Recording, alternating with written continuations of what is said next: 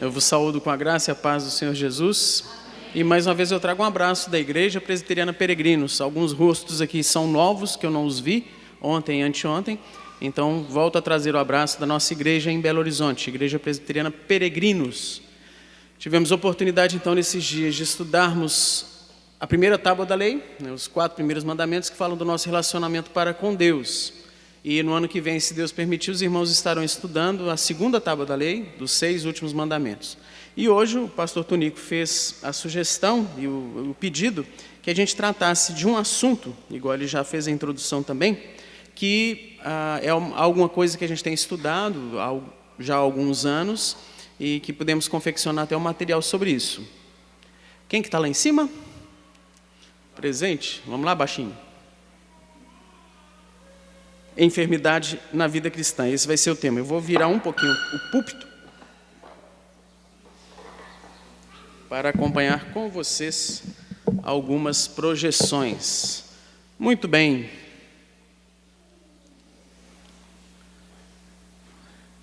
Um questionamento para vocês, uma pergunta já para abrir. Você já parou para pensar, você já foi perguntado, você já questionou, perguntou para alguém por que o Senhor permitiu que uma determinada doença acometesse a mim, a meus familiares, meus queridos, meus conhecidos, um irmão da igreja? Será que as enfermidades são consequência de uma vida de pecado? Será que toda enfermidade que alguém passa é por causa de um pecado específico? Será que pode um cristão que está em plena comunhão com o Senhor, crente, fiel, piedoso, de oração, que estuda a palavra, será que ele pode vir a adoecer? Quando nós oramos diante de Deus, abrimos o nosso coração, passando por um momento de aflição, de enfermidade, sempre devemos esperar uma resposta positiva para esta oração, pedindo a cura, pedindo a restauração? Será que esses são os posicionamentos que nós devemos ter? Então, para abordarmos essas questões e tentarmos responder essas questões, nós vamos ver algumas definições básicas que são muito importantes dos termos, o que é doença, o que é enfermidade, e nos conceitos da palavra de Deus. Por isso, então, peço que os irmãos estejam com as Bíblias aí apostos, porque a gente vai precisar manusear bastante a palavra de Deus, e vamos tentar fazer uma abordagem mais didática possível, ok? Então, do ponto de vista de definições, se você pegar um dicionário, antigamente, gente, os mais novos aí não conhecem não, tinha um negócio que é um livro grosso que chamava dicionário, não era Google. Você tinha que abrir o livro, você acredita? Para procurar um significado, não era só digitar, não. No nosso tempo tinha dicionário. Se você fosse no Aurélio, que era um dicionário clássico, bem conhecido, o que seria doença, o que seria enfermidade? Falta ou perturbação da saúde, moléstia, mal, e dá o sinônimo enfermidade. Então, na definição bem básica, bem simplista. Agora, do ponto de vista médico, técnico, da medicina mesmo, é uma definição mais legal, mais interessante, que nós vamos ver que tem mais associação com a palavra de Deus. Vamos ver a definição médica. Está a enfermidade, a doença, intimamente ligada à ideia de degeneração, mau funcionamento, seja no nível atômico, molecular, celular, tecidual, orgânico, e muito associado também à interrupção do funcionamento que leva à morte. Então, do ponto de vista técnico, esta ideia tem que estar na sua cabeça. Médico, né? Doença, tem alguma coisa que não funciona muito bem, tem alguma coisa que não está naquele desempenho adequado. E a definição que eu acho mais estruturada e mais importante é de um tratado, um livrão, uma chulapa de um livro que chama Boiolo. É um tratado internacional de patologia, o estudo só de doenças, que é essa definição ali. Está branquinho, mas é uma resposta inadequada aos estímulos do ambiente. Essa é a definição que eu acho mais legal. Porque essa definição do maior tratado de patologia, um dos mais conceituados do mundo, é a definição bíblica de doença. É a definição bíblica da doença. Quando uma coisa que nos estimula causa uma reação do nosso organismo que não é mais adequada, ou quando o nosso organismo não responde adequadamente a um estímulo que vem, nós adoecemos. O organismo adoece, a célula adoece, o tecido adoece, o órgão adoece. Então, essa definição fica com ela aí guardadinha na sua mente, no seu coração. E agora vamos para a palavra de Deus, ok? Do ponto de vista dos registros bíblicos, vamos lá para a criação. Então, por favor, Gênesis, capítulo 2, está tudo ali as colas para as referências. Os versos de 15 a 17. Gênesis, capítulo 2, de 15 a 17, que diz assim, esperar as folhinhas pararem de mexer. Vamos lá? Gênesis 2, de 15 a 17, que diz: Tomou, pois, o Senhor Deus ao homem e o colocou no jardim do Éden para o cultivar e o guardar. E o Senhor Deus lhe deu essa ordem: de toda a árvore do jardim comerás livremente, mas da árvore do conhecimento do bem e do mal não comerás, porque no dia em que dela comeres, certamente morrerás. Deus deu um mandato, Deus deu uma ordenança, tá? Era um pacto que ele estava fazendo com o homem, que chama-se Pacto das Obras. E o homem tinha uma única restrição objetiva, tinha uma única proibição, é não comer da árvore do conhecimento do bem e do mal, do restante ele poderia comer. Por quê? Se comesse, haveria uma punição, haveria uma disciplina, né? Vimos ontem a diferença de punição e disciplina. Haveria uma disciplina para Adão e Eva, que era que eles certamente morreriam. Nós conhecemos a história. Adão tinha livre-arbítrio, né? Foi o único homem, fora o Senhor Jesus, que nasceu com livre-arbítrio. E ele, no seu livre-arbítrio, escolheu pecar, escolheu desobedecer. Então, pula aí para o capítulo 3, os versos 17 a 19. Adão pecou, né? Ele comeu da árvore do conhecimento do bem e do mal. Então o texto registra, Gênesis 3, 17, 18 e 19. E a Adão disse: visto que atendeste a voz da tua mulher e comeste da árvore que eu te ordenara não comesses, maldita é a terra por tua causa. Em fadigas obterás dela o sustento durante os dias de tua vida, ela produzirá também cardos e abrolhos. Tu comerás a erva do campo, e no suor do rosto comerás o teu pão, até que tornes a terra, porque dela foste formado. Porque tu és pó, e ao pó tornarás. Veio a disciplina. Adão não caiu duro, seco, morto na hora, imediatamente. Porém, a sentença foi deliberada. Ele adoeceu naquele momento. A estrutura orgânica, os tecidos, órgãos, células de Adão foram transformados, foram modificados, foram degenerados. Na criação havia uma plenitude, uma perfeição da imagem e semelhança de Deus em Adão e Eva. Com a vinda do pecado e essa maldição, isso foi degenerado. A imago Dei, a imagem e semelhança de Deus foi deturpada, e agora o Adão, a Eva e todos nós temos uma programação no nosso código genético, no nosso genoma, de morrer de alguma coisa. Se os senhores aqui presentes sobrevivessem até 150 anos e não tivessem tirado as suas próstatas, todos morreremos, pelo menos de um câncer de próstata. Tranquilo, porque em algum momento vai evidenciar. E as senhoras, câncer de mama, câncer de útero.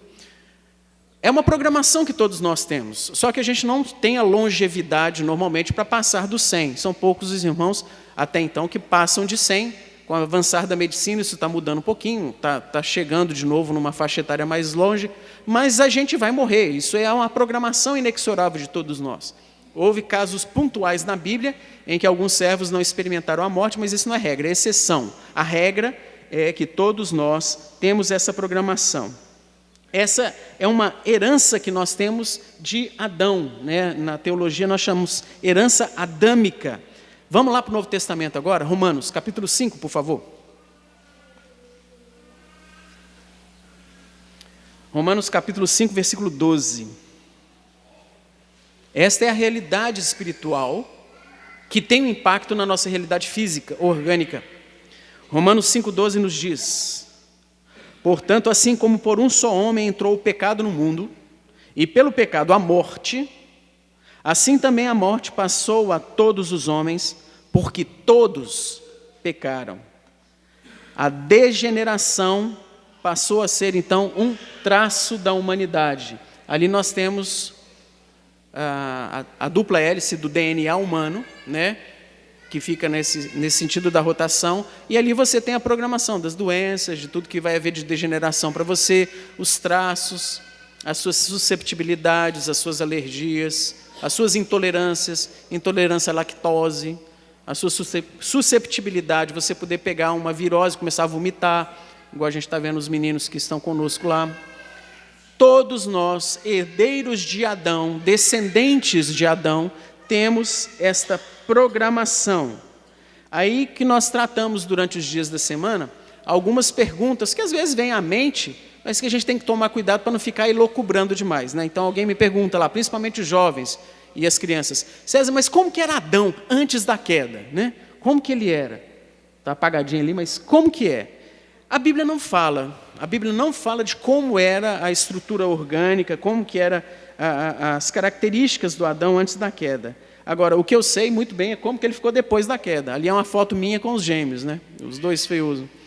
São a minha cara, os pobres coitados dos meninos, herança do pai, puxaram essas características, são bem parecidos comigo, e os pobres coitados, à medida que o tempo vai passando, vai ficando mais parecido ainda. Está apagadinha a foto, mas toda hora o Facebook, na hora que um deles marca o nome lá, né, Davi ou Gabriel, ao Facebook bota assim: estão querendo marcar a sua foto, você autoriza? É uma herança, gente, nós nos parecemos efetivamente, e de uma forma mais ampla, todos nós herdamos as características orgânicas de Adão. É a nossa visão federal, né? Somos todos descendentes de Adão e Eva, e essas características aí nós carregamos para toda a nossa vida. Além desse traço peculiar, individual, que cada um de nós temos, na passagem que lemos em Gênesis também tem uma observação muito importante que se refere à criação. O que é a criação? É onde nós vivemos, é o que Deus estabeleceu. A terra, o céu, o nosso sistema solar, o universo inteiro, foi isso que Deus criou. E com o pecado de Adão, a palavra de Deus registra de uma forma muito clara a seguinte verdade: maldita é a terra por tua causa. Pela opção que Adão fez, veio uma maldição, não só sobre ele, mas sobre toda a criação. Em fadigas obterás dela o sustento durante os dias da tua vida. Ela produzirá também cardos e abrolhos. Então essa passagem deixa claro, queridos, que a criação foi corrompida, sofreu também a maldição decorrente do pecado.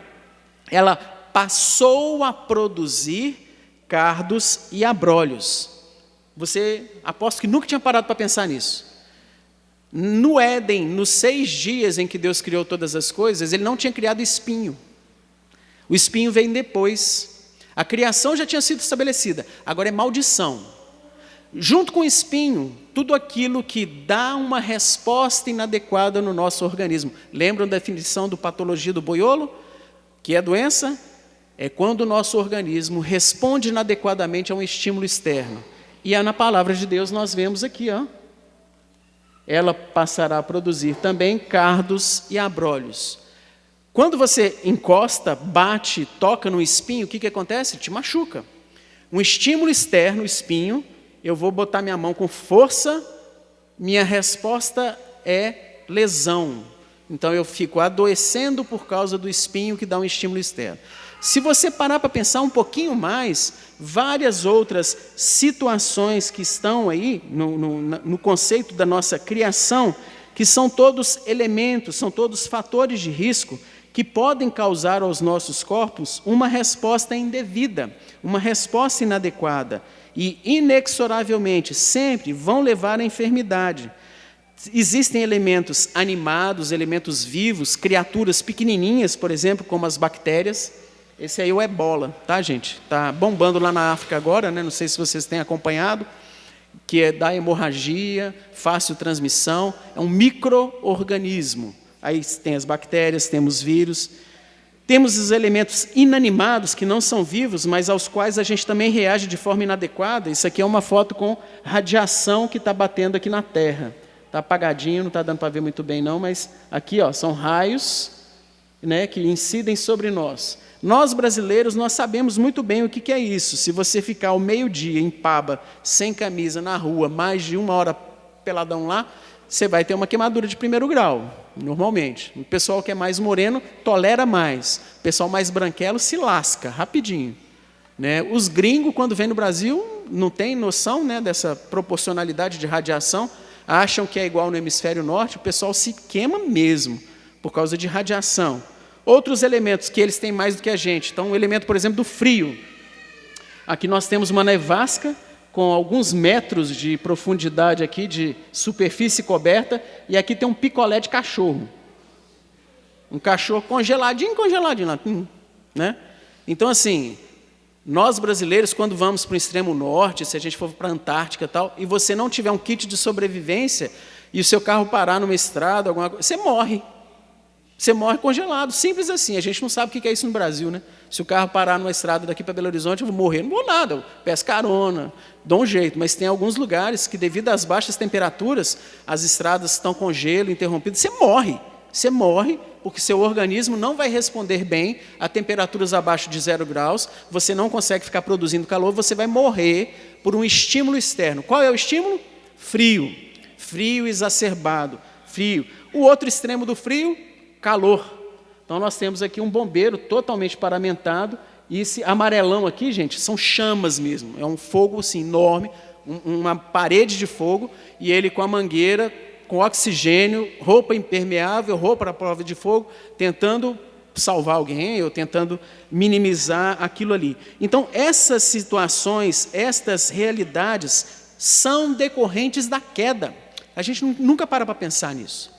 Doença. O organismo, meu, seu, reagindo de uma forma inadequada ao ebola. O ebola entrar em você e você não é vacinado para ebola, você nunca teve ebola, vai vir febre, mal-estar, diarreia, sangramento, hemorragia interna e muitas vezes a morte. Você se expondo à radiação de uma forma desprotegida, vai ter queimaduras, vai ter câncer de pele depois de alguns anos. Você se expondo ao frio, você pode morrer de hipotermia, morrer congelado. Você se expondo a calores extremos, vai morrer de queimadura, vira assadinho de pessoa, né? Então, estímulo externo causando. Uma observação que eu gostaria de fazer nessa afirmativa que eu exaltei lá, o boiolo, é o seguinte: nós sabemos que a palavra de Deus é a verdade absoluta. É a nossa regra de fé e prática. Sabemos que realmente existem registros de acontecimentos, de verdades, que transcendem a explicação científica. Nós chamamos isso de milagres.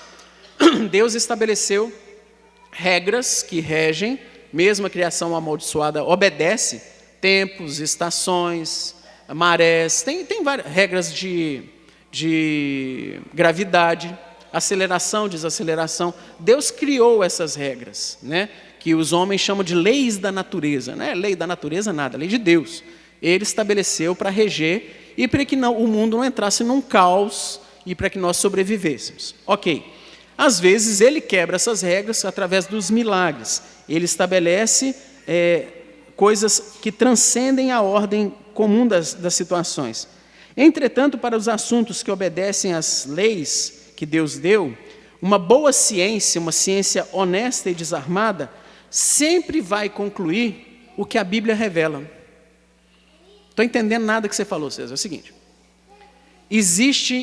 eu tenho uma formação, minha esposa também tem uma formação científica. E nós vemos em alguns trabalhos de mestrado, doutorado, pós-doutorado, comportamentos absolutamente tendenciosos, desonestos, que falseiam resultados, que vão contra aquilo que se espera encontrar e exaltam resultados que eram esperados encontrar. Então, por exemplo, a Renata fez um trabalho sobre acidente vascular cerebral, derrame, AVE. E era esperado que num sensor que estava sendo desenvolvido, quando você botasse na parte paralisada do paciente, a sensibilidade fosse menor do que na outra parte. E, assim, de uma forma inexplicável, né, surpreendente, mostrou que não, a sensibilidade da maioria dos pacientes não estava afetada, e os professores, os orientadores da falaram assim, não bota esse resultado, não. Por quê? Porque não era esperado, não vai ter muita aceitação nas revistas. Isso é ciência tendenciosa. E ela falou, não, vamos botar esse resultado aí, e é o resultado que eu encontrei. Gente, descoberta, avanço científico só se dá quando você não tem medo de confrontar o que o trabalho mostrou. E todas essas verdades que a Bíblia revela da criação, que Deus passou a produzir cardos e abrolhos, que a doença é uma resposta inadequada que o organismo tem, e a criação amaldiçoada, está em perfeita sintonia com a palavra de Deus. Está em perfeita sintonia com a palavra de Deus. Então, a ciência desonesta nunca desmente a palavra de Deus. A não ser nos milagres, que não é para ser explicado cientificamente, são milagres, coisas extraordinárias. O que é ordinário, como vamos ver na aula de hoje, né, ele não entra em confrontação com as verdades cientificamente bem estruturadas. Então, o tema fundamental, isso tudo foi uma grande introdução, mas pode ficar tranquilo que ocupou boa parte da palestra. Nós vamos ver, então, que é o capítulo 3 do material que eu produzi, quais são os significados bíblicos de doença, quais são as aplicações, por quê, né, quais formas que Deus usa a enfermidade na vida dos crentes e na vida até dos ímpios também, mas principalmente na vida dos crentes. Eu vou fazer uma divisão didática, fazendo 4 abordagens. Nós veremos 4 abordagens bem objetivas dessas possibilidades. Para facilitar o nosso passeio pelas Escrituras, eu sempre vou pegar um exemplo do Antigo Testamento e um exemplo do Novo Testamento, para a gente não vir com aquela conversa, não, mudou, agora eu estou na nova, estou na graça e não acontece mais. Nós vamos ver que não é bem assim, essas verdades se mantêm. Então vamos lá, abra sua Bíblia, por favor, em Deuteronômio capítulo 28, os versos 21 e 22. A primeira aplicação que faremos é a doença vindo como disciplina ou como punição. Disciplina é sobre os filhos, punição é sobre os bastardos, sobre os ímpios, ok? Então a primeira aplicação que vamos ver é disciplina ou punição. O texto Deuteronômio, capítulo 28, os versos 21 e 22. Ontem foi até o tema de uma pergunta esse texto, que depois que a gente estudou, e o irmão que fez a pergunta falou assim, mas isso aí não é vingança de Deus? E a gente fez um arrazoado, né? Então vamos voltar a esse mesmo texto. Diz a palavra do Senhor, Deuteronômio, capítulo 28, os versos 21 e 22, o Senhor fará que a pestilência te pegue a ti, até que te consuma a terra que passas a possuí-la. O Senhor te ferirá com a tísica, tuberculose, febre mesmo, inflamação, todo mundo sabe o que é, calor ardente é hipertermia, secura, desidratação, crestamento, são lesões cutâneas, ferrugem, pragas que pegam principalmente vegetação, e isso te perseguirá até que pereças. Então, nesse momento histórico, da história da redenção, Moisés tinha acabado de dar ao povo uma série de estatutos, de ordenanças e de preceitos e juízos da parte do Senhor. Lá em Deuteronômio capítulo 26 e 16 discrimina. E aqui, então, são registradas as consequências que viriam no caso de desobediência. Então, nós vemos que o Senhor Deus está atento e Ele não trata de forma leviana, de forma sem menor importância, a desobediência. E é uma possibilidade, tanto a disciplina quanto a punição. O que é disciplina? Aqueles que são filhos de Deus, e Deus vai dando as varadas para ele voltar para o caminho. Aquele que não é filho de Deus está perdidão mesmo. E quando vem essas marretadas, é punição. Ele está sendo punido para já começar um pagamento de uma coisa que ele vai pagar na eternidade no inferno, se ele não se arrepender dos seus pecados. E lá em Deuteronômio isso é muito claro, gente. E os danados dos nossos irmãos do Velho Testamento vinha, tomavam a varada de Deus, passava um pouquinho, desviava de novo. Aí Deus, puf, outra vez. Eles voltavam para o caminho. Aí vinha um profeta, exortava, o profeta morria, aí o juiz morria, desviava do caminho. E assim sucessivamente. Parece com alguém que eu conheço, né? A gente. Toda hora Deus tem que nos dar uma varada para nos trazer de novo para o caminho. E às vezes a varada que Ele está dando em você realmente é uma enfermidade. Ah, César, eu estou agora na graça, Jesus já veio, o Espírito veio, não tem mais disso. Vamos ver. João, Evangelho segundo escreveu João, capítulo 5, versículos 6 a 9 e o versículo 14 também. 6 a 9 e o versículo 14.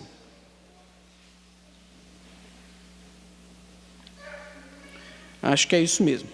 Estava ali um homem enfermo, havia 38 anos. Jesus, vendo, deitado, sabendo que estava assim há muito tempo, perguntou-lhe: queres ser curado? Respondeu-lhe o enfermo: Senhor, eu não tenho ninguém que me ponha no tanque quando a água é agitada, pois enquanto eu vou, desce outro antes de mim. Então lhe disse Jesus: levanta-te, toma o teu leito e anda. E imediatamente o homem se viu curado e, tomando o seu leito, pôs-se a andar. E aquele dia era sábado, nós já vimos ontem. É lícito, sim, fazer socorro, misericórdia, exercício de cura no dia do Senhor, né, que é o sábado cristão, domingo, não tem problema nenhum. Só que muitas vezes a gente fica para no texto aí, né, nessa parte, glória a Deus, foi curado e tal. Mas olha só o versículo de número 14, desce um pouquinho para você ver, interessante. Mais tarde, Jesus o encontrou no templo e lhe disse: olha que já estás curado, não peques mais para que não te suceda. Ele estava com o que antes? Uma doença. Coisa pior, uma doença mais grave. Isso é um raciocínio muito óbvio. Então Jesus, tranquilamente, Novo Testamento, Jesus já tinha vindo à Terra, estava o seu reino para ser inaugurado, e ele fala com o cidadão: ó, não peques mais, para que não tiver uma doença pior, para que você não fique mais enfermo ainda.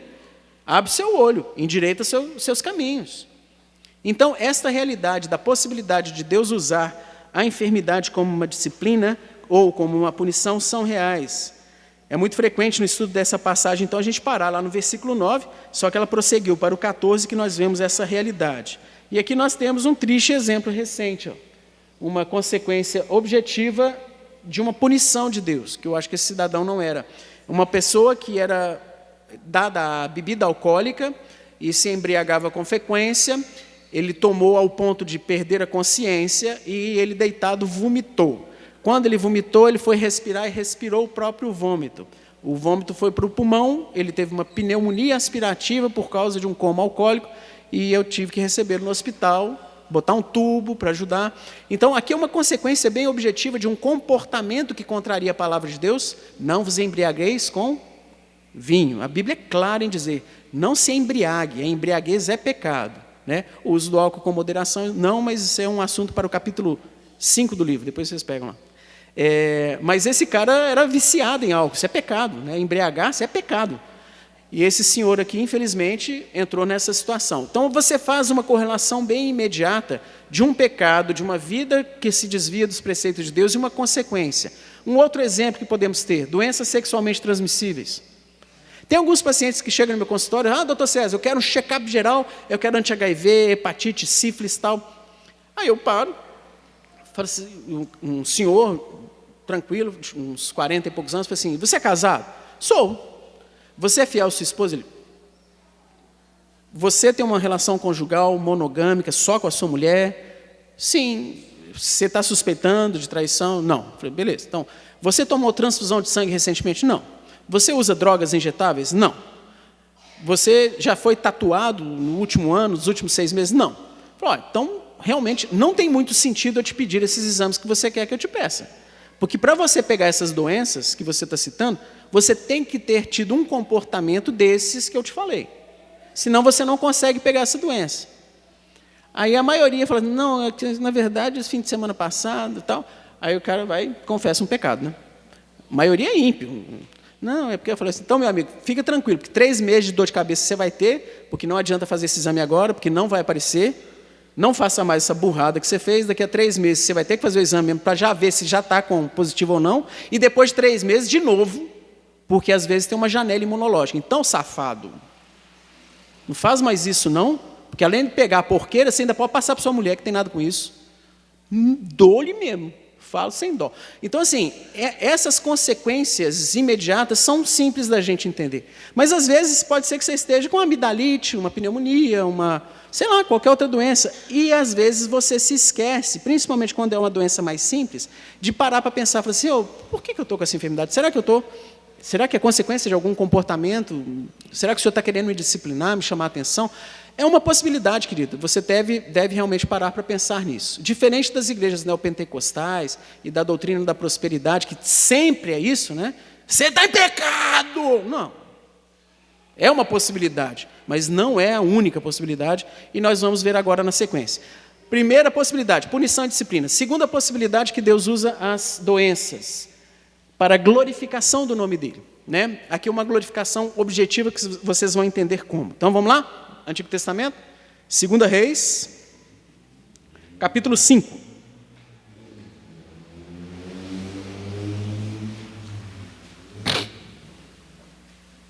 Nós vamos saltar alguns versos, que senão o texto vai ficar muito extenso. Então, nós vamos ler o versículo 1, o versículo 10, o versículo 14 e o versículo 15, tá? Que é uma narrativa histórica muito interessante, mas não vamos ler toda ela, que senão demora demais. Vamos lá. 2 Reis, capítulo 5, versículo 1. Naamã, comandante do exército do rei da Síria, era grande homem diante do seu senhor, de muito conceito, porque por ele o Senhor dera vitória à Síria. Era herói de guerra, porém leproso. Naamã tinha hanseníase, tá, gente? Naquele tempo não havia cura para a hanseníase. Hoje em dia é uma doença bem tranquila, a lepra, né? Mas naquele tempo, hoje ainda tem muito estigma, mas naquele tempo era uma coisa bem terrível. Versículo 10. Então Eliseu, profeta de Deus, lhe mandou um mensageiro dizendo: vai, lava-te 7 vezes no Jordão, e a tua carne será restaurada e ficarás limpo. O profeta dá uma lição de moral, inclusive, Naamã, nem vai lá conversar com ele. Ele manda um mensageiro. E o mensageiro diz: você vai no Jordão, se lava 7 vezes que você vai ficar curado. Versículo 14. Então desceu e mergulhou no Jordão 7 vezes, consoante a palavra do homem de Deus, e a sua carne se tornou como carne de uma criança. Ficou limpo. Voltou ao homem de Deus, ele e toda a sua comitiva veio, pôs-se diante dele e disse: eis que agora reconheço que em toda a terra não há Deus, senão em Israel. Agora, pois, peço, aceites um presente do teu servo. Nesse contexto geográfico e histórico, gente, da história da humanidade, a narrativa mostra que a Síria, lá perto dos fins do século XIX, antes de Cristo, era a nação dominante, preponderante, que havia aniquilado todos os seus inimigos, mais poderosa na terra de Canaã.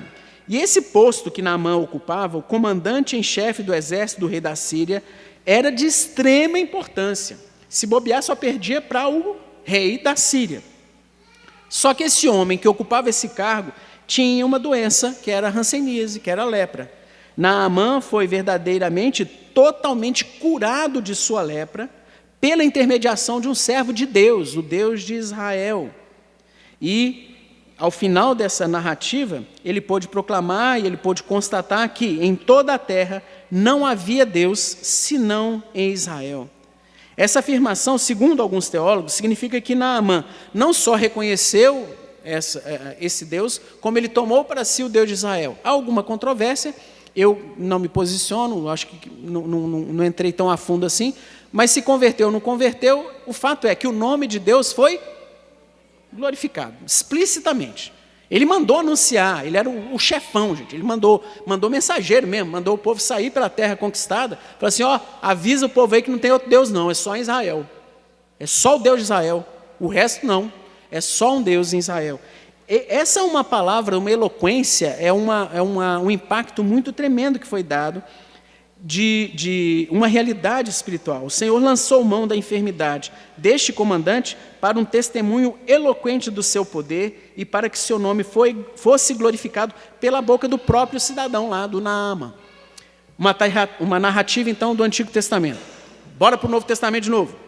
Outra vez, Evangelho segundo escreveu João, capítulo 9, os versos 1, 2 e 3. Evangelho segundo escreveu João, capítulo 9, os versos 1, 2 e 3.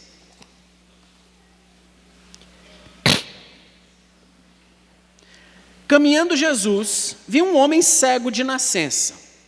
E os seus discípulos perguntaram: mestre, quem pecou? Este, o homem cego, ou seus pais, para que ele nascesse cego? Respondeu Jesus: nem ele pecou, nem seus pais, mas foi para que se manifestassem nele as obras de Deus. Então, nessa passagem nós vimos que diante de uma moléstia mais séria, de uma enfermidade mais impactante, o pensamento de punição ou disciplina sempre era a primeira coisa que vinha na mente das pessoas, principalmente devido à história do povo de Israel. Porque isso acontecia demais, né? Desobediência, punição, praga, enfermidade, desobediência, punição, praga, enfermidade, disciplina. Aí na cabecinha dos discípulos judeus, a primeira coisa que veio foi essa. E eles, numa boa, perguntaram: mestre, quem que pecou? Foi ele ou foi seus pais? Conta pra gente aí. Aí Jesus quebrou esse paradigma, quebrou essa falsa verdade, que a punição ou a disciplina são a única possibilidade. Em várias igrejas, os enfermos são vistos como pessoas que estão passando por uma situação de aflição devido a algum pecado. Pior ainda, tem algumas igrejas, lá em Belo Horizonte tem muita, que fala que é o pecado do pai, e o menino está pagando, ou a menina está pagando, ou o jovem está pagando pelo pecado do pai, a maldição hereditária, né, que é uma heresia, não tem isso na palavra do Senhor. Um preconceito, uma discriminação muito frequente. A pessoa entra na igreja, a pessoa já fala: está doente, achando que está em pecado, ou fazendo um juízo condenatório de que a pessoa está em pecado. O Senhor Jesus, porém, abre uma outra possibilidade. Mesmo aqueles que não estão em pecado podem padecer de uma enfermidade que será usada pelo Senhor, não como disciplina e não como punição, mas para a manifestação das obras de Deus e para que o nome de Deus seja glorificado. Então o cego não era pecador? Não, ele era pecador. Mas aquela doença não era consequência de um pecado imediato dele, e muito menos um pecado imediato de seus pais. Jesus falou isso. Nem ele pecou, nem seus pais pecaram. Não é que ele não tenha nunca pecado, ok? Mas aquela doença não era uma manifestação nem de punição, nem de disciplina. Primeira aplicação da enfermidade que Deus faz, então: punição e disciplina. Segunda, para a glorificação do seu nome. Vamos para a terceira agora. Deus usa a enfermidade. Essa aqui todo mundo quer que eu passe o slide e não fale nada disso. Para nos lembrar da nossa finitude. Para nos lembrar de que todos nós, a não ser que Jesus volte antes, vamos voltar ao pó, vamos morrer. Todos nós. Nos dá esse impacto na ponderação de como nós temos usado os nossos dias, nesse período curtinho de tempo que nós temos sobre a face da terra. A nossa finitude. Então vamos lá para o Velho Testamento. Gênesis 48, os versos 1 e 2. É uma narrativa linda essa aqui.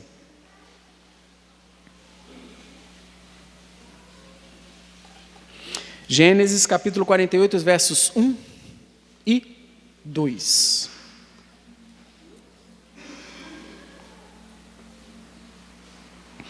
Passadas estas coisas, disseram a José: teu pai está enfermo.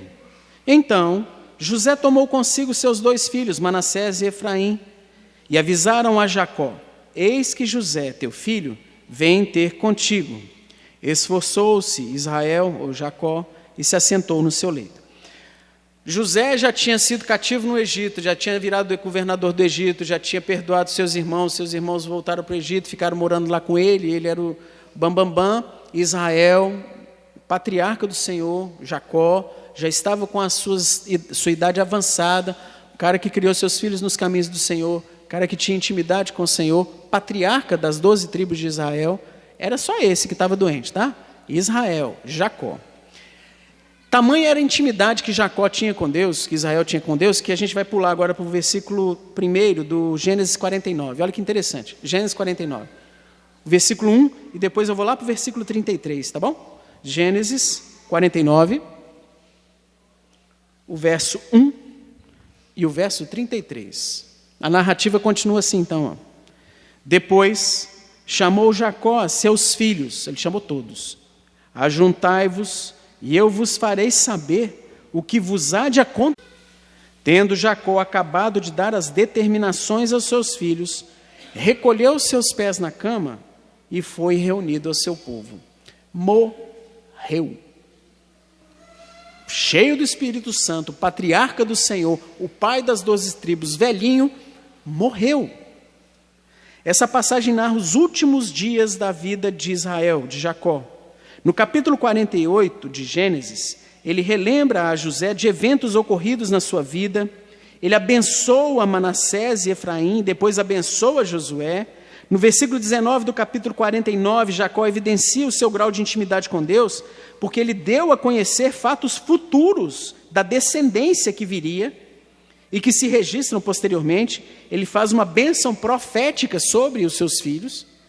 E é evidente que ele se encontrava em plena comunhão com Deus, em sintonia com a vontade do Senhor, no centro da vontade do Senhor, e cumpriu perfeitamente o seu papel na história da redenção. Ainda assim, esse homem de Deus, patriarca de Deus, que é mencionado várias vezes no Novo Testamento como exemplo, como modelo, como uma referência, morreu. Morreu de quê? De uma doença. Lembra da programação do código genético? A dupla hélice? Ele estava lá, ou foi câncer de próstata, ou foi um derrame, ou foi um infarto, ou foi uma insuficiência do pulmão, sei lá, ele morreu de alguma doença. Ok? Esse era Israel. Ah, César, era um velho, já tinha feito tudo que tinha que fazer. Então tá bom, então vamos lá para o Novo Testamento agora. Vou pegar vocês no pulo. Atos, capítulo 7. Todo mundo conhece essa passagem. Primeiro mártir, líder da igreja. Atos, capítulo 7, os versos 54 a 58. Vamos ver Estevão, líder da igreja, cheio do Espírito Santo. E a palavra nos diz, ouvindo eles, aqueles que estavam próximos de Estevão lá, né, que não queriam ouvir a palavra, ouvindo eles isto, enfureciam-se no seu coração, rilhavam os dentes contra ele. Mas Estevão, cheio do Espírito Santo, fitou os olhos no céu e viu a glória de Deus e Jesus, que estava à sua direita, e disse, eis que eu vejo os céus abertos e o Filho do Homem em pé à destra de Deus.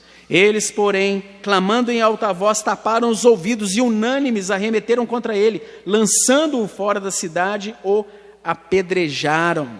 Essa passagem então narra a morte de Estevão, um homem cheio do Espírito, um líder da igreja. E muitos poderiam questionar, não, mas Estevão, César, ele não adoeceu não, ele não estava com doença não, ele morreu assassinado. É o erro do conceito equivocado do termo técnico de doença. Boiolo de novo, patologia. Resposta inadequada do organismo a um estímulo externo.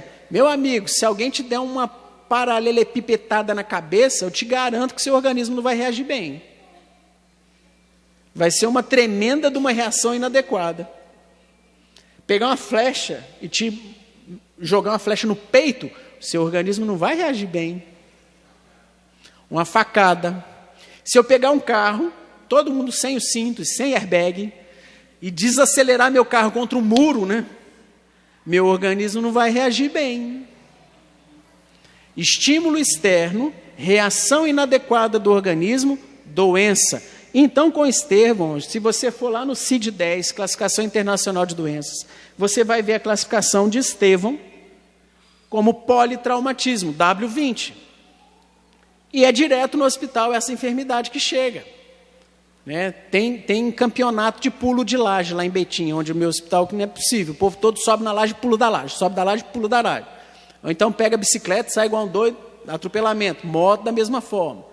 E aí vai, politraumatismos. São enfermidades, só que são várias enfermidades que acometem a pessoa ao mesmo tempo. O fígado lacera, o cérebro é esmagado, o pulmão estoura, e assim vai. São várias enfermidades que é num politraumatismo, nesses acidentes. Você cair de um prédio, o politraumatismo é tão fulminante que morre na hora, assim, a não ser milagre que acontece às vezes, morreu. Politraumatismo, doença. A terra produzirá cardos e abrolhos. O seu organismo não vai conseguir que um espinho entre na pele sem sofrer as consequências da maldição que Deus estabeleceu. César, como é que era então antes da queda? Não sei. Não sei, a Bíblia não fala. Eu sei que a morte não era uma possibilidade, mas não estou entendendo. O que acontece se um cara pular? Não sei, a Bíblia não fala. Eu sei que a morte não era uma possibilidade antes da queda. Simples assim. A gente tem uma dica. Lembra do corpo glorificado de Cristo? Lembra que os discípulos estavam reunidos numa casa fechada? E o que Jesus com o corpo glorificado fez? Atravessou a parede. Então assim, o corpo glorificado que atravessa a parede. Então, beleza, vamos parar aí, porque isso é assunto para outra palestra. Né? Como que era antes? Capítulo 1 do livrinho que está lá, dá algumas sugestões, mas não avança muito não. Então, primeira possibilidade, doença como disciplina ou punição. Segunda possibilidade, a doença para a glorificação do nome de Deus. Terceira possibilidade, jogar um banho de água fria na cabeça da gente. Lembrar de que todos nós vamos morrer, sim. Essa aqui exige de nós a reflexão. É uma bênção você ir no enterro de crente, muitas vezes. Você sabe que a pessoa é piedosa, fiel. Você sabe que ela está muito melhor do que você, que ela está na glória já, desfrutando da presença do Senhor, que não tem mais sofrimento, que não tem mais dor, que não tem mais confusão. E você se entristece por causa da saudade, porque por um tempo você será privado. Porém, é uma bênção ir no enterro do ímpio. Porque você se lembra de que você tem uma missão urgente aqui na terra, que é pregar para todo mundo que você puder, meu amigo. Está na sua frente, igual eu brinquei. Prega. É um poste, desvia e vai para prega quem está do lado do poste, porque nós temos tempo culto aqui. Como você tem investido seu tempo? Como você tem desenvolvido seus dons e talentos para a glória de Deus? Porque você vai prestar conta daquilo que você tiver feito por meio do corpo, diz a palavra do Senhor. Você tem feito oração diariamente na sua casa? Você tem devocional diariamente na sua casa? Ou é só no domingo? Você se alimenta, você come arroz, feijão, salada e bife só no domingo? Não. Segunda, terça, quarta, quinta, sexta você come também, sabe? E por que do alimento da palavra é só no domingo? Está errado. Então a morte tem que te trazer à mente de que eu não sei se eu vou sobreviver à descida da rampinha e voltar para minha esposa que está lá no sítio agora. Eu não sei se eu vou. Eu posso sofrer um acidente, eu posso morrer. E como que eu tenho usado? Então é um momento de reflexão maravilhoso e tem um provérbio que diz que na casa onde há o luto, há mais sabedoria do que a casa onde há festa, porque lá se veio o fim de todos os homens. Então, para a gente refletir, e vamos para a última aplicação. Deus pode usar a enfermidade com o significado de tribulação para aperfeiçoamento dos crentes, dos servos de Deus. Tá? Aí aqui é uma aplicação restrita aos crentes. Essa não se usa para os ímpios. Porque para aperfeiçoamento, para crescimento espiritual, em primeiro lugar, a pessoa tem que estar viva espiritualmente. Ímpio não amadurece espiritualmente. Ímpio, aquele que nunca se arrependeu dos seus pecados, não cresce na graça. Os crentes, sim. E nós veremos que a tribulação através da enfermidade é. Nós vamos para o Antigo Testamento. Eu quero que alguém me fale aí qual livro que nós vamos abrir do Velho Testamento para mostrar um crente que através do sofrimento se aperfeiçoou diante de Deus. Dificuldade, né? Jó, é lógico. Vamos lá, livro de Jó. É uma das narrativas de um dos períodos mais antigos da Bíblia. Jó foi um contemporâneo dos patriarcas também. Ainda não tinha a revelação escrita, mas era um cara crente. Qual que é o evangelho que ele tinha escutado? O próprio evangelho que Deus pregou para Adão, né? De ti virá aquele que pisará a cabeça da serpente. Jó estava aguardando esse Messias. Jó era crente. Ele se arrependeu de seus pecados pela fé no Messias que viria. Ele era tão chegado de Deus que nós vamos ver como que Deus se refere a Jó.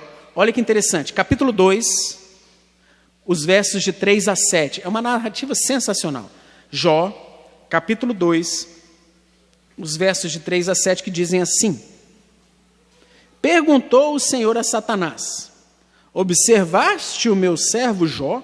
Porque ninguém há na terra semelhante a ele. Olha como que Deus descreve Jó. Gente, Deus está falando do cara, assim.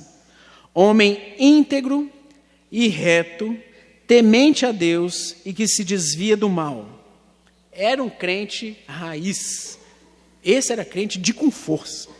Ele conserva a sua integridade, embora me incitaste contra ele para o consumir sem causa. Então, Satanás respondeu ao Senhor: pele por pele, tudo que o homem tem dará por sua vida. Estende, porém, a mão, toca-lhe nos ossos e na carne, e verás se não blasfema contra ti na tua face. Disse o Senhor a Satanás: eis que ele está em teu poder, mas poupa-lhe a vida.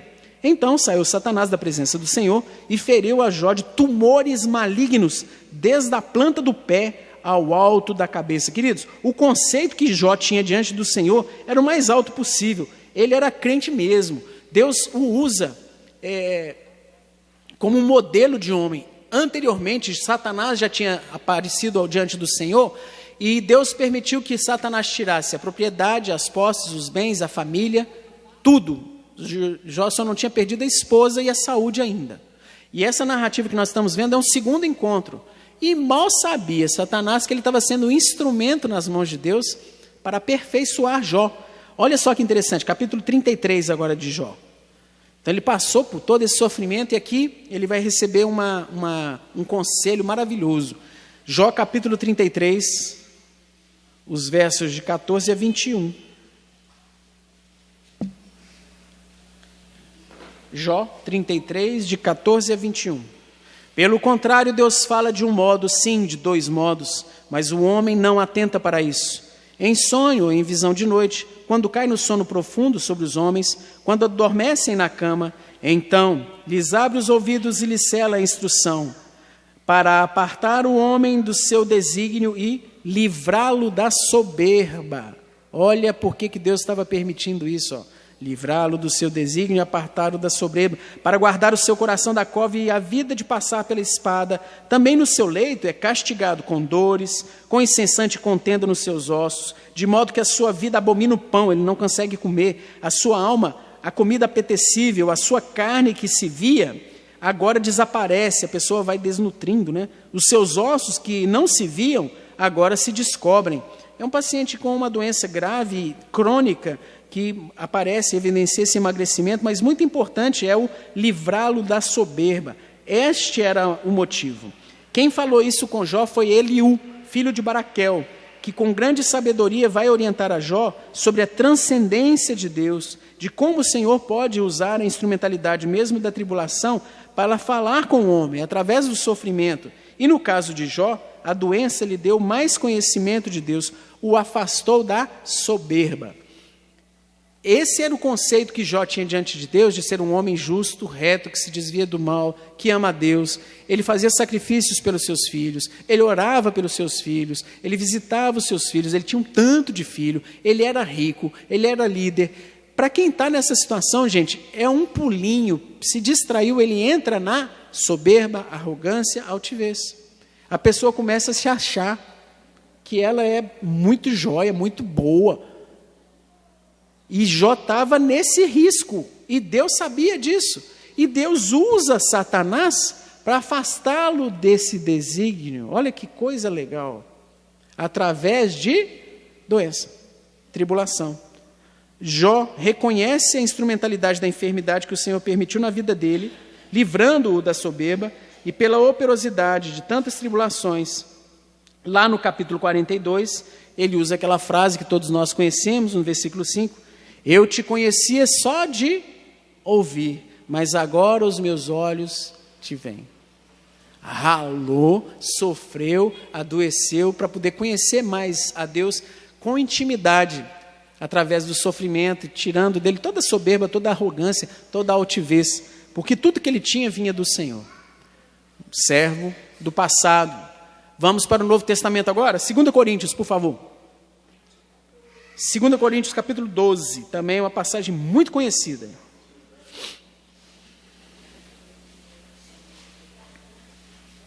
Segunda Coríntios 12, versículos de 7 a 10.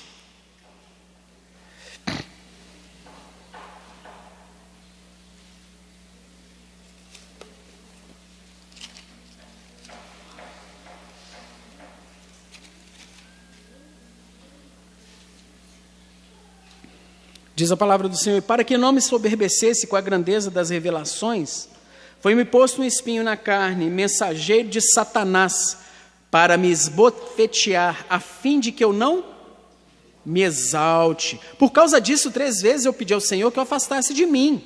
Então, ele me disse, a minha graça te basta, porque o poder se aperfeiçoa na fraqueza. De boa vontade, pois, e mais me gloriarei nas fraquezas, para que sobre mim repouse o poder de Cristo, pelo que sinto prazer nas fraquezas, nas injúrias, nas necessidades, nas perseguições, nas angústias por amor de Cristo, porque quando sou fraco, então é que sou forte. Então, essa é a narrativa do espinho na carne, sofrida pelo servo do Senhor, Paulo, que o enfrentou. Tem muitos comentários que diferem nas opiniões sobre o que seria esse espinho na carne. A maioria dos autores, dos teólogos reformados e que fazem a interpretação bíblica, gramática e histórica, entendem que seria sim uma enfermidade. Eu entendo que são várias as evidências de que era uma enfermidade, e digo mais, uma enfermidade nos olhos. Vamos dar uma passeada? A Bíblia, interpretando a Bíblia, vocês lembram? Né? Uma regra de hermenêutica aí. Gálatas capítulo 4. Vamos só especificar essa questão do espinho na carne. Gálatas capítulo 4, versículos 13, 14 e 15. Olha que interessante esse registro. Gálatas 4, 13, 14 e 15. E vós sabeis que eu vos preguei o evangelho a primeira vez por causa de uma enfermidade física. E posto que a minha enfermidade na carne vos foi uma tentação, a enfermidade que ele tinha, gente, incomodava as pessoas que estavam perto de alguma forma. O que será? Vamos ver. Contudo, não me revelaste desprezo nem de gosto. Antes, me recebestes como um anjo de Deus, como o próprio Cristo Jesus, que é feito, pois, da vossa exultação. Pois, olha só, vos dou testemunho que, se possível fora, teríeis arrancado os próprios olhos para nos dar. A doença dele era alguma coisa nojenta, esquisita, que causava asco. Mas os irmãos o receberam com amor, carinho e respeito, e se eles pudessem, eles tinham arrancado o olho para dar para ele. É uma inferência, para mim, muito óbvia, né, do que deveria ser essa enfermidade. Algum acometimento visual desagradável de se ver. Lembramos que a palavra havia registrado que anteriormente Paulo tinha sido apedrejado e tido até por morto. Lembra como é que o apedrejamento? Então, assim, a chance de ter tido algum trauma visual, não estou elucubrando, mas são relatos bíblicos que nos levam a algumas conclusões. Então, Paulo claramente menciona essa doença que o deteve, que incomodava os irmãos, mas que a igreja da Galácia, compadecida, poderia ter arrancado os olhos para dar para ele. Agora, Paulo registra ainda nessa epístola, no último capítulo da epístola, lá no versículo 11, ele já terminando a narrativa, né, de Gálatas, o registro, no versículo 11 ele escreve assim, ó: vede com que grandes letras vos escrevi de próprio punho. Por quê? Ele não estava conseguindo enxergar, né? Para ele assinar o final, ou escrever o final, ele não usou o amanuense, que era a pessoa responsável por registrar aquilo que ele falava, mas ele escreveu de próprio punho. Para tanto, ele teve que escrever grandes letras, senão ele não enxergava. Então, pelo estudo da palavra, eu vou interpretar o espinho da carne como uma moléstia e não vou ficar delongando muito nesse assunto. Volta lá para o texto de 2 Coríntios, capítulo 12. Deixa marcadinho aí. Voltando a esse texto, então, nós vemos uma detalhada explicação que o apóstolo faz da instrumentalidade do espinho na vida dele. O versículo 7 nos declara qual foi o motivo que Deus usou esse espinho, para livrá-lo da soberba, da mesma instrução que ele o deu, o filho de Baraquel deu para Jó, mensageiro de Satanás, para que eu não me exalte, está falando aí no versículo 7. Então foi a mesma instrumentalidade. Por que será? Ele era um líder, uma posição de destaque ele ocupava na igreja. Ele era o grande pregador, o evangelista, o missionário, o que fundava igrejas, o que foi responsável por escrever maior parte do Novo Testamento. No versículo 8, nós vemos que Paulo expõe ao Senhor o seu desejo de se libertar daquela situação aflitiva. Eu sendo médico, o pastor Tunico sendo pastor, a gente está com uma enfermidade que não nos impede de trabalhar, exercer plenamente. O que a gente vai fazer? Eu vou orar a Deus pedindo cura, pedindo restauração, pedindo que Ele me permita, por meios ordinários ou extraordinários, voltar ao desempenho das minhas funções. Quanto mais Paulo, gente, ele era um líder de Deus assim, dinâmico, e ele estava com uma enfermidade que ele não conseguia enxergar direito, ele estava com um espinho na carne. O que ele fez? Orou. Pedindo o quê? Cura. Ele orou a Deus pedindo que Deus tirasse o espinho da carne. Tudo bem você imaginar o César orando. Normal, Senhor e tal. Agora, imagina Paulo orando. Imagina Paulo orando. Cheio do Espírito Santo. Ele foi ao terceiro céu, gente. Ele teve visões que foi proibido de falar com os outros, de tamanha intimidade dele com Deus. Um homem cheio do Espírito. Ele foi apedrejado, perseguido, desceu por muro, fugido. Imagina esse cidadão: Senhor, eu quero pregar a tua palavra, tira esse espinho da minha carne. Ele orou uma, ele orou duas, ele orou três. Não é oraçãozinha meia boca, não. Ele se derramava diante do Senhor. Era um servo de Deus, cheio do Espírito. E qual foi a resposta de Deus? Não. Não vou tirar o espinho da carne. porque a minha graça te basta. Fazer o quê? Para que Paulo continuasse com a bola baixa, sem arrogância, sem soberba, sem se achar demais, Deus não atendeu a oração de Paulo. Muitos irmãos têm doenças crônicas, incuráveis, que Deus poderia curar extraordinariamente, ordinariamente não, e Ele permite que muitos irmãos, líderes, servos e servas não sejam curados para continuar na dependência do Senhor, para continuar tendo aquela dorzinha diária, para que tenha joelhos dobrados diante dEle em oração, segunda, terça, quarta, quinta, sexta, sábado, dia do Senhor, segunda, terça, quarta. O jeitinho bom da gente ajoelhar é quando a gente está doente, é ou não é? É quando um filho está enfermo, não é não? Gente, uma coisa é a intensidade de eu orando por mim, eu orando pela minha mulher. Agora, quando um filhote da gente adoece, aí é aquela orientação, né? Em tudo sejam conhecidos diante de Deus pela súplica. É diferente de só oração. É uma súplica, você se derrama, Senhor, você conversa com Deus, você lembra de texto bíblico, você argumenta com Ele, da glória dEle, como pode ser, e você se derrama na oração. E às vezes Deus vai responder essa oração sua negativamente, Ele pode até permitir que seu filho morra, que sua esposa morra, que você morra. Porque o nosso tempo aqui é passageiro. Essas 4 aplicações, então, nos permitem, nos levam a alguma possibilidade de que, diante dessas passagens, a gente possa responder, então. Pergunta número 1. Seriam as enfermidades consequências de uma vida de pecado? Depende. Pode ser e pode não ser, ok? Pode sim, você pode estar sendo disciplinado por Deus. Ah, você é ímpio, você ainda não se arrependeu, você pode estar sendo punido por Deus. Ou pode ser que não. Pode ser que Deus queira te aproximar dEle, pode ser que Deus queira te curar para que se você proclame a glória de Deus diante do médico, o médico te deu a benzetacil para curar sua amidalite, aí você volta no consultório, doutor, glória a Deus, ao médico, que glória a Deus? Eu falo, não, doutor, se Deus não abençoasse a penicilina, não ia fazer efeito, e é isso mesmo, gente, tá? A qualquer cura, glória a Deus, tá com dor de cabeça, tomou dipirona, melhorou, glória a Deus, e não a dipirona, e não ao medicamento, e não ao médico, e não ao enfermeiro, a Deus. Você pode até agradecer pela vida do cidadão, tudo bem, mas glória a Deus. Segunda pergunta, pode um cristão em plena comunhão com o Senhor adoecer? Sim, pode. E eu vou te dar uma notícia, todos os grandes crentes do passado adoeceram e morreram. Adoeceram e morreram. Até os que foram curados. Até Lázaro, que foi ressuscitado, chegado de Jesus, por quem Jesus chorou, foi ressuscitado e morreu de novo. Porque aquela ressurreição não foi a ressurreição, né? Quando nós oramos pedindo que Deus restaure a saúde, sempre devemos aguardar a cura? Você pode até aguardar, mas nem sempre você vai obter a resposta que você quer. Deus sempre te responderá de 3 formas. Sim, eu vou te curar.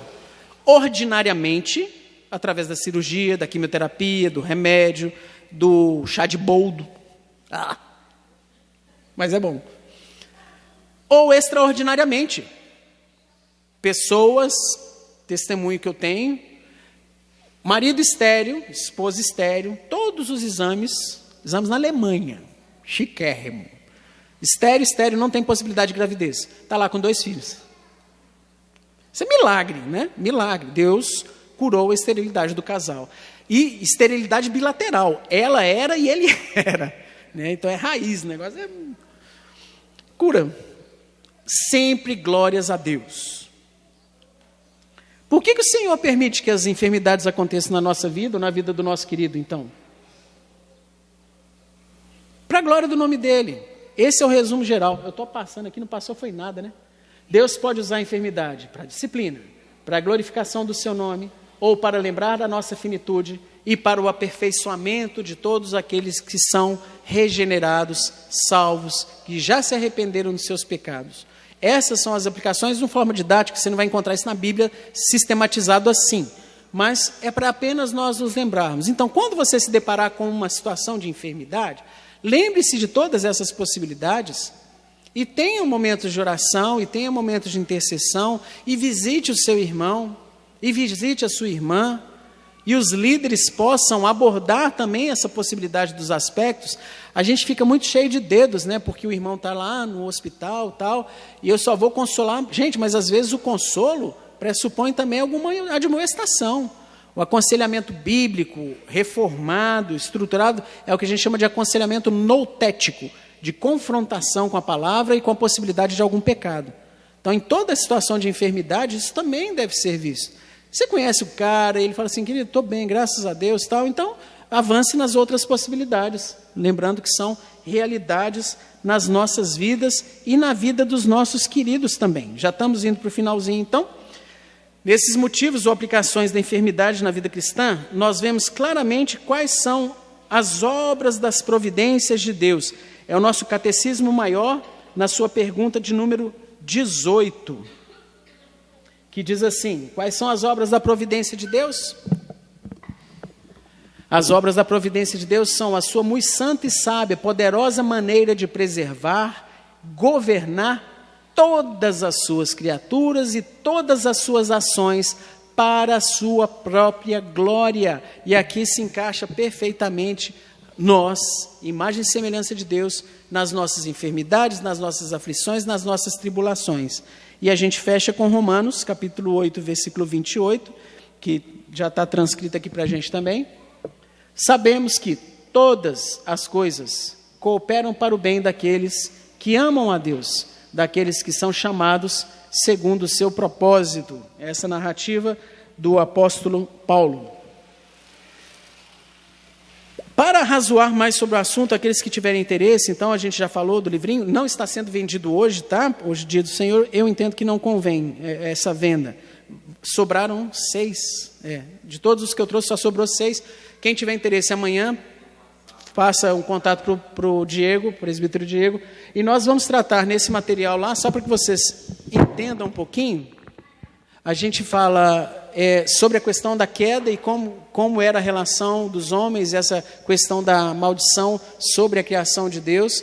Nós vemos a situação da grande maioria das igrejas reformadas, históricas, tradicionais ou neopentecostais e avivadas, que é uma rebeldia contra essa sentença, tanto do ponto de vista de decretar cura em tudo e não aceitar nada, quanto na negligência e não tratar adequadamente. Erra dos dois lados.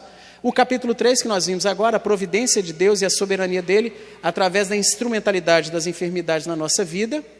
Como lidar com a enfermidade, então? Eu estou doente, o que eu faço? Um arrazoado. E o capítulo 5 que se foca principalmente nessa situação de como eu, que estou bem, vou aconselhar, vou visitar alguém que está doente, ou numa situação de enfermidade, um casal que quer engravidar. Como é que é esse negócio de método contracepcional? A maioria dos métodos, meus irmãos, são abortivos, e a gente não sabe disso. Como que é a questão do planejamento familiar? Como que é a questão do aborto? Uso de álcool, uso de tabaco, esportes radicais. Tem muita gente quebrando o sexto mandamento sem saber. Esportes radicais, transtornos mentais de comportamento, lógico, ansiedade e depressão, a gente dá uma pincelada também.